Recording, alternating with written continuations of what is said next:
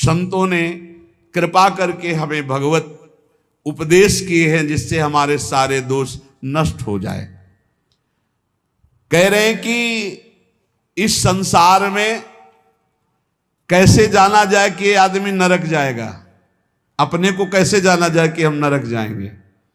बोले विश्वासघातिनो ये च कृतज्ञाव्रत लोपिनः द्विज देवेषु विद्विष्टा शांतयन्ते धराम नराः। जिसने किसी को विश्वास दिलाया और विश्वासघात कर दिया उसको नरक की प्राप्ति होगी। विश्वासघाती महापापी माना जाता है, कभी विश्वासघात न करे। कोई शरण में आ जाए या किसी को वचन दे दे या किसी को विश्वास दे दे फिर विश्वासघात करे, उसको नरक की प्राप्ति होती है। दूसरा, कृतज्ञ, तुम्हारे साथ उपकार किया, तुमने उपकार नहीं माना, उसका अमंगल किया, नरक की प्राप्ति होगी। तीसरा, आज से मैं ये करूंगा ऐसा व्रत लिया और व्रत तोड़ दिया बीच में, उसको नरक की प्राप्ति होगी। ये खिलवाड़ नहीं है कि मैं ये व्रत लूंगा, ये ऐसा करूंगा, मैं ऐसा धाम जाऊंगा, ये इतने लोगों को भोजन कराऊंगा। ये कई लोग ऐसे होते हैं जो बड़ी बड़ी बातें कह देते हैं, उनको पता नहीं कि ये खिलवाड़ नहीं है। ऐसा कर दूंगा, ऐसा कर दूंगा, ऐसा कर दूंगा, और किया कुछ नहीं, पहुंच गए नरक। व्रत का उल्लंघन करने वाले, प्रतिज्ञा का उल्लंघन करने वाले, नियम का उल्लंघन करने वाले नरक को प्राप्त होते हैं। मैं इतनी परिक्रमा करूंगा, मैं ऐसा करूं, कुछ भी नहीं। कोई नियम को ऐसे मत लो कि मैं ये करूंगा। ए प्रभु की इच्छा होगी, समय रहा, जीवन रहा तो हो जाएगा, नहीं रहा, आप सामय के मर गए तो। ये बात ध्यान रखिए, आगे चलकर मैं सन्यास लूंगा, विरक्त होके वृंदावन वास करो, नरक जाओगे अगर नहीं विरक्त हुए तो। मैं इतना यहां मंदिर बनवा दूंगा, नहीं बनवाया नरक जाओगे। वचन संभाल के बोलो, आज से मैं कुछ दिन व्रत रहूंगा। बकवास करना बंद कर दे तो जीवन उन्नति में हो जाता है। शाम का भोजन नहीं करूंगा, एकांत भजन करूंगा, नहीं भोजन मत करना लेकिन सेवा करो, भजन करो। समझे नहीं आते, वाणी को ऐसे बिखेरते चले जाते हैं। व्रत का उल्लंघन करने वाला नारकी गति को प्राप्त होता है।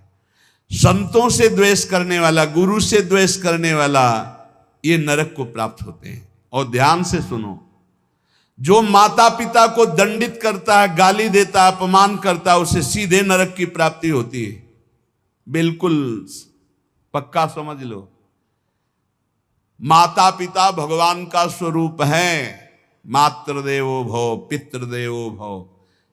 बिल्कुल बुद्धि खराब मत करो, कलयुग बुद्धि भ्रष्ट कर रहा है। माने मात पिता ने देवा साधुन ते करवावें सेवा, जिनके ये आचरण भवानी ते निश्चर समझानो। राक्षस है, और ऐसे राक्षस अब पुत्र रूप में ज्यादा पैदा हो रहे हैं।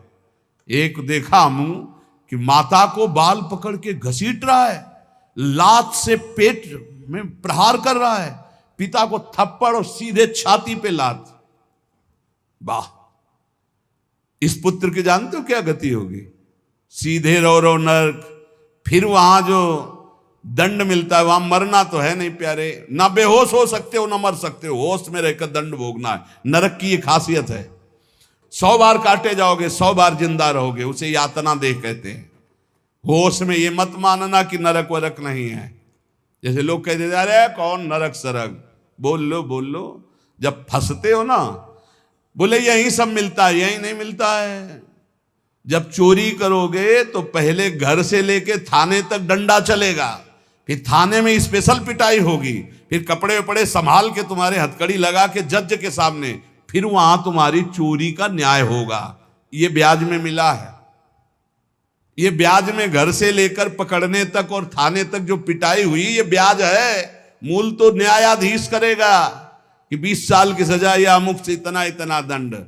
ऐसे ही कर लो मनमानी पाप, यहां जो ठोकर और रोग है ये तो ब्याज है, मूल तो नरक में भोगना पड़ेगा। जो माता पिता का त्याग कर देता है उसे नरक की प्राप्ति होती है। जो माता पिता को दंड देता है, जो माता पिता को गाली देता है, और जो अपनी पाणी ग्रहण की हुई स्त्री को, निर्दोष स्त्री को नाना प्रकार के दोषारोपण करके दंड देता रहता है, कलह मचाता रहता है, ऐसे पुरुष को नरक की प्राप्ति।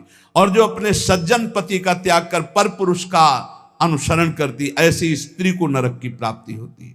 जो गुरुजनों को कठोर वचन बोलते हैं, जो गुरुजनों का आदेश का पालन नहीं करते, उनका पोषण नहीं करते, जो देवता ब्राह्मण और निर्बलों का धन का अपहरण कर लेते हैं, ऐसे मनुष्यों को नरक की प्राप्ति होती है। जो मदिरा पान करते हैं, सुन लीजिए, ये चे मध्य रता पापा द्वित कर्म रतास तथा। हमारा शास्त्र कहता है भारतवासी हो, विदेशी नहीं हो तुम, इस भूमि में जन्मे हो, यदि मदिरा पियोगे तो नरक का रास्ता पक्का कर रहे हो। बोले इसमें तो कोई हिंसा नहीं, लेकिन शास्त्र निषेध है। ये च मध्य रता पापा द्वित कर्म रतास तथा। जो जुआ खेलते हैं मदिरा पीते हैं, और जो साधु वेश रख के पाखंड करते हैं, इनको सीधे नरक की प्राप्ति होती है। यहां जो वर्णन हो रहा है वो बीच में विश्राम नहीं, सीधे नरक, बिना रोक टोक के। जो माता पिता को दंड देते हैं, जो निर्बलों का धन अपहरण करते हैं, जो देवताओं का धन अपहरण करते, देव मंदिरों का, जो पापी मदिरा पीता है, जुआ खेलता है, जो पाखंड करता है साधु वेश में, इन सबको नरक की प्राप्ति होती है। ऐसा थोड़ी कि तुम साधु वेश रख लिए तो तुम चक्रवर्ती हो, जो चाहो सो कर सको, नहीं। देखो, अगर साधु वेश धरकर गलती हो जाए तो भगवान क्षमा करते, चूक, लेकिन पाखंड का मतलब जानबूझ के वही करते रहना, महापातकी, अतिपातकी, इन सबको, और जो दूसरे जीव जंतुओं को पका के खाते हैं, जो जीवों को पका के, ये भारत है, भारत धर्मात्माओं का देश है, महात्माओं का देश है, यति और सतियों का देश है। यहां एक कबूतर के लिए अपने शरीर को काट के तराजू पे रख दिया, ये वो राजाओं का देश है, वो प्रजा का देश है जो शरणागतों के लिए जीवन अर्पित कर दे। यहां जो जीव जंतुओं को पका के खाते हैं, भैया सुन लो, ये जो मांस मछली अंडा खाने वाले, बोले और तो कुछ हम नहीं खाते, मछली खाते। तो मछली में जीव नहीं? बोले नहीं, ये पानी की तरोई है। हाँ हाँ, हमसे बोले एक तरोई जो होती है वो जमीन में छेलती है, ये पानी की तरोई है मछली। और पानी की तरोई है वो, बनोगे तुम भी पानी की तरोई, तैयार हो जाओ, फिर तुमको सीधे मिर्ची की तरह तल के कढ़ाई में जिंदा फिर खाएंगे। वो काल स्वरूप भगवान है। अर्जुन को दिखाया कि देखो भीष्म द्रोणाचार्य लौंग इलायची की तरह फंसे हमारी दाढ़ों में, होश में रहो, शास्त्र आज्ञा है। जो दूसरे जीव जंतुओं को मार के उबाल के, बोले हम तो नहीं इसे पर खरीद के लाते हैं, वैसे ही भोग मिलेगा, दंड मिलेगा। और सुनो, जो सत्कर्म का संकल्प करके सत्कर्म नहीं करते, सत्कर्म का संकल्प लेके, सत्कर्म का ये करूंगा, ये दूंगा, ये ऐसा, कभी मत बोलो, जबान से कर दो, कर दिया, जबान से बोल दिया और किया नहीं तो नरक जाओगे। जो दूसरों को सदैव कष्ट ही देता रहता है, जो शास्त्र और धर्म के विरुद्ध चलता है, शास्त्र के अनुसार चलने वालों का उपहास करता है, जो दूसरे की जीविका छीन लेता है, जो द्वेषवश महामहिम गुरुजनों की निंदा में प्रवृत्त होता है, वे सब नरक जाते हैं। जो दाता दान दे रहा है और वो जाकर उसको भड़का के रोक देते हैं, नरक जाएंगे, दाता भी और भड़काने वाला भी। जो पाप कर्म के लिए प्रेरणा देता है, जो अनाथ उनको पीड़ा पहुंचाता है, इन भूतल पर ऐसे लोगों को नरक की प्राप्ति होती है और ये पाप उनको घोर दुख में, नरकों में ढकेलते हैं। ब्रह्मण्यम पुण्यमुत्सृज्य ये द्विजा लोभ मोहिता कुकर्म युपजीवंती ते वै निरयगामिना नरकगामी। ध्यान से सुनना, जो ऊंचे कुलों में जन्म लेकर के निम्न आचरण करते हैं, न संध्या है, न बंधन है, न अर्घ देना है, बस मनमानी पापाचरण, सीधे नरक, खिलवाड़ नहीं है। तभी कलयुग ने ब्रह्मा जी से कहा था चिंता मत करो। जैसे बड़े भैया ने सतयुग ने कहा हमारे राज्य में कोई नरक नहीं जाएगा, फिर छोटे भैया त्रेता जी ने कहा कि हमारे राज्य में भी जैसे बड़े भैया का राज्य वैसे ही रहेगा। द्वापर ने कहा आज्ञा पालन की कोशिश करेंगे। तो कलयुग ने कहा ब्रह्मा जी से वचन देते हैं, भूल चूक से कोई स्वर्ग या परम पद चला जाए ना, सीधे नरक भेजेंगे, हाउसफुल, नरक हाउसफुल रहेगा। देख लो ना, यही लक्षण है, जो लक्षण है उनको देखो प्राय। जो लोभ से मोहित होकर परम पवित्र कुलों में जन्म कर होकर के अपने कुल धर्म का त्याग करके पापाचरण करते हैं, ऐसों को नरक की प्राप्ति होती है। जो भगवान को गालियां देते हैं, नास्तिक हैं, इनको नरक की प्राप्ति होती है। जो धर्म की मर्यादा को भंग करते हैं, उनको नरक की प्राप्ति होती है। जो कामी पुरुष दूसरे की स्त्रियों के साथ या कामी दूसरे पुरुषों के साथ, उनको नरक की प्राप्ति होती है। ध्यान दे दे, भारत है, धर्म विधान है। अब आप कह दो कि नहीं कानून नहीं, ये कानून, ये भागवतिक कानून है, भगवान का बनाया हुआ है, तुम्हें भोगना पड़ेगा। होश में सत्संग सुनाने के लिए ये बड़े बड़े शास्त्रों से, महर्षियों से इसीलिए चयन करते हैं कि तुम्हारे और हमारे होश ठीक रहे। ये भारत है, ये धर्म भूमि है, यहां मनमानी आचरण नहीं कि पतिवंचक पर पति रति करई, गोस्वामी तुलसीदास जी, रौरव नरक कल्प सत परई, ऐसे पुरुष के लिए भी है। जो दंभ करता है, जो किसी को दान देने की बात कह के पलट जाता है, उसे नरक की प्राप्ति होती है। जो दूसरों की चुगली करता है, जो अभिमान में भर करके दैन्य पुरुषों को सताता है, ऐसे लोग होते हैं। जो झूठ बोलता है बात बात पे, उनको नरक की प्राप्ति होती है। जो अपनी बात कह के सीधे पलट जाता है, जो दूसरों का धन हड़प लेता है, जो दूसरों को निष्कलंक होने पर भी कलंक लगाता है, ऐसे लोगों को नरक की प्राप्ति होती है। जो पराये सुख और संपत्ति को देखकर जलते हैं, जो प्राणियों के प्राण लेने में बड़े सुख का अनुभव करते हैं, तलछा तलछा कर मारते हैं, बहुत निर्दयी लोग हैं, बहुत निर्दयी लोग। ये जलाते हैं पशुओं को, ऐसे पैर बांध दिए, ऊपर ऐसे सरिया डाल के उसमें पैरों में, और नीचे आग लगा दी। धीरे धीरे घंटों में तड़प, अब मुंह बंधा है, आवाज नहीं निकल, तड़प तड़प कर वो मर रहे, और वो 4-10 बैठे हंसी मजाक करे, करो करो मजाक करो। यमदूत ऐसे ही बांधेंगे, बिल्कुल ऐसे ही। और वहां यहां एक दिन तुम ऐसा पाप करोगे, वहां सैकड़ों वर्ष उसका भोगना पड़ेगा।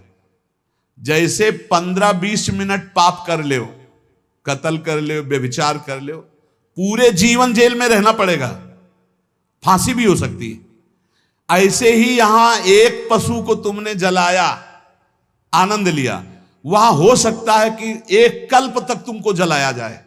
जैसे यहां एक 15 मिनट का अपराध, आजीवन कारावास। होश में ये नहीं मानना कि ये नरक स्वर्ग सब व्यर्थ है।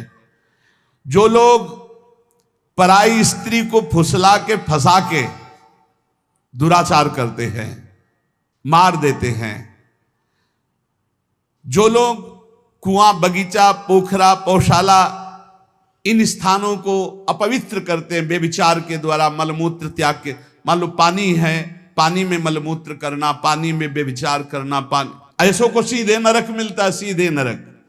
पोखरे में, कुएं में, बगीचे में जो अपवित्र आचरण करते हैं, उनको नरक की प्राप्ति होती है।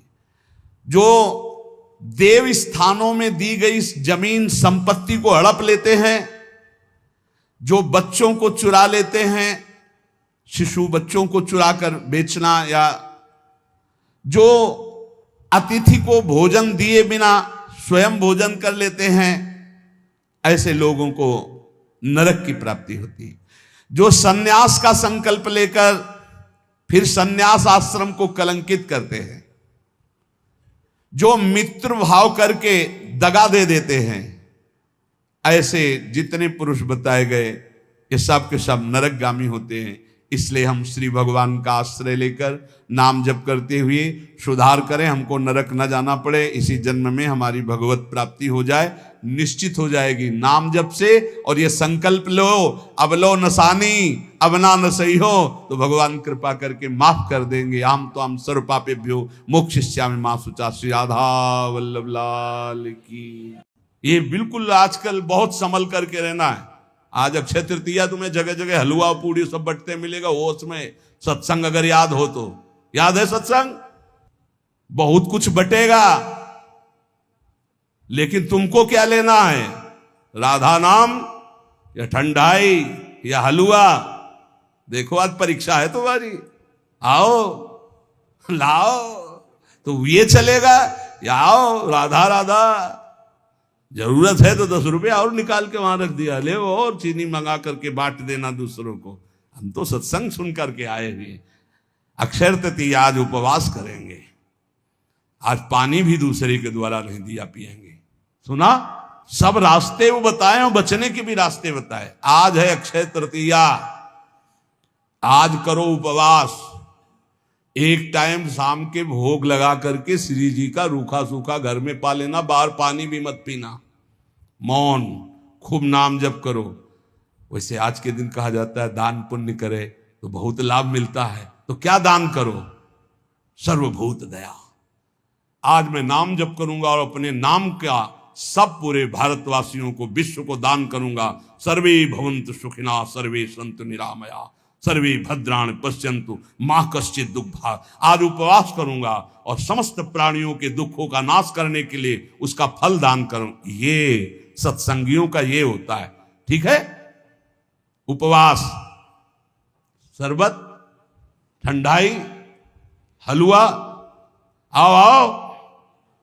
तुम क्या कहोगे? राधे श्याम, प्रणाम किया, चल दिया। वो देते भी हैं और वो बचाते भी हैं। आपको ऐसे चलना है। हमारे प्रभु का तो सब कुछ है, लेकिन आपको कैसे चलना है? भगवान का आज जितना नाम जप करोगे कई गुना बढ़कर लाभ मिलेगा।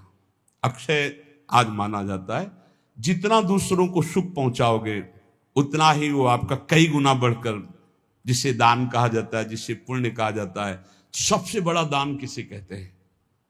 सबसे बड़ा दान जिसके आगे कोई दान न हो, नाम दान। इससे बड़ा कोई त्रिभुवन में दान नहीं।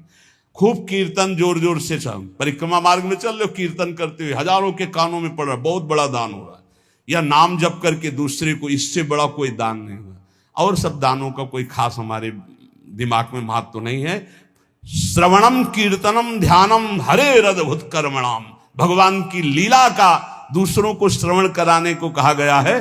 भूरिदा जनाओ, सबसे बड़े दानी जो भगवत चरित्र गान से, भगवन नाम कीर्तन सुनाते, भगवत ध्यान में लगाते हैं। इष्टम दत्तम तपो जप्तम वृत्तम यच्चात्मनः प्रियम दारान सुतान गृहान प्राणान यत् परस्मै निवेदनम। जो यज्ञ है, दान है, तपस्या है, अथवा जप है, सदाचार पालन है, स्त्री पुत्र घर मकान जो भी आपके पास, प्राण धन जो भी है, सब का सब भगवान के चरणों में समर्पित कर दे, इसका फल होता है भगवत प्राप्ति। यज्ञ, दान, तप अथवा जप, सदाचार पालन, स्त्री पुत्र घर, अपना जीवन प्राण सब कुछ भगवान के चरणों में समर्पित कर दे। इसका मतलब क्या होता है? इसका मतलब होता है नाथ सकल संपदा तुम्हारी और मैं सेवक समेत। घर भी तुम्हारा, पत्नी भी तुम्हारी, पुत्र सब कुछ तुम्हारा, लेकिन उसे आप केवल भगवत भाव में रखिए। हे प्रभु, मैंने ये सब कुछ आपको समर्पित कर दिया और नाम जप कर दिए तो निश्चित भगवत प्राप्ति हो जाएगी। एवं कृष्णात्मनाथेषु मनुष्येषु च सौहृदम परिचर्याम चोभयत्र महत्सु नृषु साधुषु। जिन संत पुरुषों ने सच्चिदानंद स्वरूप भगवान श्री कृष्ण का साक्षात्कार कर लिया है अपने हृदयेश्वर के रूप में, ऐसे संतों का संग करे और समस्त प्राणियों पर सेवा करे, समस्त प्राणियों में विशेषकर मनुष्यों की, मनुष्यों में विशेषकर परोपकारी सज्जनों की, और सज्जनों में भी भगवत प्रेमी महात्माओं की यदि सेवा मिल जाए तो निश्चित भगवत प्राप्ति हो जाए। आज भगवान को चंदन अर्पित किया जाता है, प्रियालाल को आज चंदन चर्चित किया जाता है अक्षय तृतीया को। तो सबसे बड़ी शीतलता प्रदान करने वाली होती भजन वृत्ति। हमारी तो आंतरिक बात यही कि खूब आज भजन करो, उसका दान करो, तो उसका कई गुना फल कर आपको लाभ मिलेगा। पूरे विश्व को दान करो, जितना आज भजन करो उसके बाद कहो हे प्रभु पूरे विश्व स्वरूप में आप हो, आपको ये भजन देते हैं, सबका मंगल हो, सब निरोग हो, सब सुखी हो। वो जाएगा और कई गुना बढ़ करके पूरे विश्व का सुकृत लेके आपके पास आएगा। इसलिए भगवत प्राप्ति होती है उन संतों को जो अपने लिए भजन न करके जगत के लिए भजन करते हैं। पर इसके लिए हिम्मत चाहिए। बोले सुबह से उपवास के भजन हम कर रहे हैं, हम पूरे संसार को भजन दे दें। तो जब आप पूरे संसार को देंगे तो पूरे संसार का सुकृत आपके पास लौट करके आएगा, तो आप बहुत बड़े सुकृतवान, बहुत बड़े कृपा पात्र हो जाएंगे। परस्परानुकथनम पावनम भगवद्यशः मिथोरतिर्मियस्तुष्टिर निवृत्तिर्मिथ आत्मनः। जब कभी वार्ता करो तो बैठकर प्रभु की चर्चा ही करो। परस्परानुकथनम पावनम भगवद्यशा, भगवत यश के बीच में हमारी जबान रहे। इधर उधर अनुकूलता प्रतिकूलता वाली बातें नहीं होनी चाहिए। जब परस्पर चर्चा हो, आज तो विशेष सावधान रहना, किसी की निंदा मत कर देना, नहीं अक्षय हो जाएगी, उसका बहुत बड़ा पाप लगेगा। आज मौन रहना, खूब नाम जप करना, दूसरे का पानी भी मत पीना, अपनी मेहनत से जो एक बार उसको उदर में डाल लेना, खूब भजन करना, ये अवसर आते हैं। देखो अपना तो रोज अक्षय तृतीया है, अपनी तो रोज अक्षय, हर मिनट अक्षय है, राधा अक्षय, ये कहा जाए ये क्षय होगा क्या? हर समय अक्षय है। लेकिन ये हम उनके लिए कह रहे हैं जो संसार मार्ग के प्रति कभी कभी वृंदावन आए, कभी कभी ऐसे पावन तिथि पर्वों पर सौभाग्य मिलता है। किसी का मत खाना, किसी के भी द्वारा मत पीना, कोई भी पदार्थ देने पर। बिहारी जी के मंदिर में, राधा वल्लभ जी के मंदिर में जो मिले वो किनका ले लेना, और परिक्रमा लगाओ वृंदावन की, गिरिराज जी की लगाओ, जितनी तुम में सामर्थ्य हो। यमुना किनारे बैठकर नाम जप करो, वाणी जी का गायन करो, दूसरों की सेवा करो, मौन हो जाओ, एकांत, अपराध न बनने पाए। यही उठाते हैं जीवन को, यही लौकिक पौरलौकिक सब सिद्धियां संपत्तियां प्राप्त कराते हैं। इसलिए परस्पर अगर कोई बात भी करो तो भगवत चर्चा करो। जो भगवत चर्चा करने में संतुष्ट रहता है उसे भागवती कृपा से अनुपम शांति प्राप्त होती है। बोले शांति कैसे मिलेगी? भगवत चर्चा करो, शांति मिल जाएगी। स्मरंता स्मारयन्तश्च मिथौघौघहरं हरिं भक्त्या संजातया भक्त्या बिभत्युत्पुलकां तनु। जो खुद भगवान का स्मरण करता है और दूसरों को स्मरण कराता है। अपने लोगों की तो पद्धति पहले ही बोले राधे राधे, राधे राधे, राधा राधा। तो हम जब बात करें तो पहले नाम उच्चारण, स्मरंता स्मारयन्तश्च, स्वयं स्मरण करें और दूसरों को स्मरण करावें तो प्रभु राशि राशि पापों का नाश कर देते हैं। ये पाप तो दुख देते।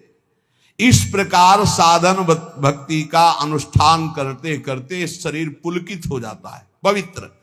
तो क्वचिद् रुदत्यंच्युत चिंतया क्वचित् धसन्ति नंदन्ति वदन्त लौकिकाः नृत्यन्ति गायन्ति अनुशीलयन्त्यजं भवन्ति तूष्णीं परमेत्य निर्वृताः। जो दूसरों को भी भगवत स्मरण कराता है, खुद भगवत स्मरण करता है। अब एक ने कटाक्ष किया इस बात पर कि आप एक जगह बोलते अपने भक्ति को छिपा के रखे हो, एक जगह कहते दूसरों को भी नाम स्मरण कराइए, खुद स्मरण कीजिए। तो आपकी इन दोनों बातों का मिलान नहीं बनता, तो इसका मतलब क्या है? देखो तुम्हारी बहुत छोटी बुद्धि है, उससे तुम पकड़ नहीं पाते। अपनी महिमा प्रभुता छुपा के रखो, भगवान की महिमा प्रभुता को गाओ। छिपाने की बात क्या कहेगी? आपका जो भागवतिक संबंध है उसमें जो आपको अनुभव हो रहा है कृपा का, जो दुलार का, जो आपकी साधनात्मक उन्नति का, उसे छुपा लो। लेकिन भगवान की महिमा स्वयं गाओ, दूसरों को गाओ। भगवान नाम स्वयं जपो, दूसरों को जपाओ। ये अज्ञान के कारण तारतम्य को नहीं बैठाल पाते। अच्छा है पूछ लो, जिससे तुम्हारा संशय चला जाए। रोका जाता है कि अपनी भक्ति को छिपा के रखो। क्या भक्ति का स्वरूप? जो आपको दिव्य अनुभव हो रहे हैं उनको मत बोलो। आप ऐसा साबित मत करो। दूसरे को नाम जप करो, दूसरे को भगवत चर्चा सुनाओ, दूसरे की भागवतिक उन्नति चाहो और भगवान का यश गाओ, तो आपकी आध्यात्मिक उन्नति होगी। अपनी उन्नति के जो आपको अनुभव है उनको छुपा के रखो, उनको समाज में व्यक्त मत करो। उसे कहा जाता है छुपाना।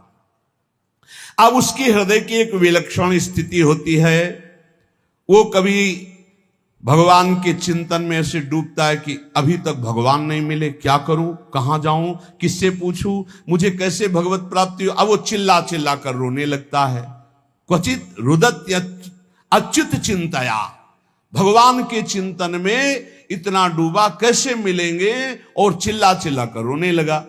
कभी वो भगवान की ऐसी लीला स्फूर्ति हो जाती है, वो देखता है परम ऐश्वर्यशाली भगवान, यशोदा मैया छड़ी लेकर के रही, दिखा मुख, तूने मिट्टी खाई, भगवान डर रहे। ऐसी लीलाएं स्फुरित होती। वो कभी खिलखिलाकर हंसने लगता है, कभी भगवान के दर्शन के आनंद की उन्मत्तता में वो नाचता है, कभी लोकातीत भाव में भगवान के सामने गीत गाता है, भगवान से बात करता है। इस प्रकार उसकी दिव्यता, दिव्य भावों की जागृत हो जाती है। तो उपासक नाम जप करे, भगवत चर्चा सुने, और ऐसे लोगों का किसी भी तरह के कोई चमत्कार से प्रभावित ना हो। जहां प्रभु का नाम, प्रभु का रूप, प्रभु की लीला, प्रभु का धाम की महिमा का गान ना हो, बिल्कुल बच के रहो। कलयुग की आंधी चल रही, सच्ची मानिए, नाम जप से ही ब्रह्मबोध होता है, नाम जप से ही भगवत प्रेम होता है। नाम जैसा कोई महान धन नहीं, नाम जैसा कोई मित्र नहीं, नाम जैसा कोई तीर्थ नहीं, नाम जैसा कोई अंगरक्षक नहीं, नाम जैसा कोई अंगरक्षक नहीं। नाम पहारू दिवस निशी, ध्यान तुम्हार कपाट। रात दिन नाम जप कर रहे तो नाम का पहरा कोई बाल बांका नहीं कर सकता। खूब नाम जप करो, बचाओ, ऐसे पर्वों में अपने को बचाओ, दूसरों के दान पुण्य से बचो। कुछ भी नहीं लेना, प्रणाम भी किसी का नहीं लेना। कोई प्रणाम कर रहा है फौरन प्रणाम करो, वो पंचांग कर रहा है आप सर झुका लो। किसी का प्रणाम नहीं, किसी का कोई प्रतिग्रह नहीं, किसी की कोई सेवा नहीं। ऐसे अवसरों पर खूब भजन करके अपने को बढ़ाया जाता है। ऐसे अवसरों में कई गुना लाभ मिलता है भजन का, भजन से बढ़कर कोई लाभ नहीं। हाँ, जैसे हमें प्यास लगी, विरक्त है, तो हम पानी पी लेते हैं, लेकिन देखते हैं आसपास वहां दोना पत्तल पड़े हैं तो हम उठाकर साफ कर देते हैं। मुक्त हो गए, हम उस ऋण से मुक्त हो गए जो हमने जल पिया। वहां आसपास देखा थोड़ा दोना पड़े जहां शरबत पिलाया जा रहा है, उनको साफ कर दिया, थोड़ी सेवा कर दी। चतुरता यही। किसी का प्रति, कल आप सुन रहे थे, जिसने कभी जीवन में किसी का प्रतिग्रह दान नहीं लिया है वो कई जन्मों की स्मृति को प्राप्त हो जाएगा। जो यम का पालन करता है, जो किसी से चोरी नहीं की, कभी झूठ नहीं बोला, जो ब्रह्मचर्य का पालन करता है, शरीर को पवित्र रखता है, किसी का प्रतिग्रह, वो त्रिकालज्ञ हो जाएगा। भूत भविष्य वर्तमान सब ज्ञान उसको हो जाएगा। बोले हमें क्यों नहीं हो रहा? तो आप इन्हीं में त्रुटि है, देख लो, इनको सुधार कर लो। ब्रह्म ऋषियों की वाणी कभी मिथ्या नहीं होती। तो जितने सत्संगी जन है, सबसे प्रार्थना है आज खूब नाम जप करो। वैसे रोज जप करो, लेकिन आज विशेष जप करो, और किसी का भी कोई प्रतिग्रह दान सेवा स्वीकार ना करो। आज उपवास कर लेना, भंडारा भी होगा, शरबत भी बटेंगे, हलवा भी बटेंगे। आपको होश में रहना है, बिल्कुल होश में। हम ही बोल रहे हैं, हम ही करवाएंगे। हाँ, दोनों बातें देना, हम ही आपको देंगे, आपको हम ही मना करेंगे। अब देखते हैं लेने में हो या मना करने में हो, दो डिपार्टमेंट हैं। अगर ऐसे तो भाई प्रसाद है महाराज जी का, ले लेते हैं तो ठीक है। तो ये क्या है? ये वाणी का प्रसाद है, ये अमृत प्रसाद है। ये प्रसाद अगर आप पकड़ लिए ना तो तुम्हें माया से निकाल देगा। खूब नाम जप करना, अक्षय, खूब नाम जप करना। ए मस्त रहो, भगवत प्राप्ति हमारे निश्चित है, क्योंकि हम श्री जी की शरण में हैं। मेरी महारानी श्री राधा रानी। हाँ पक्का मस्त रहो। जय जय श्री राधे श्याम।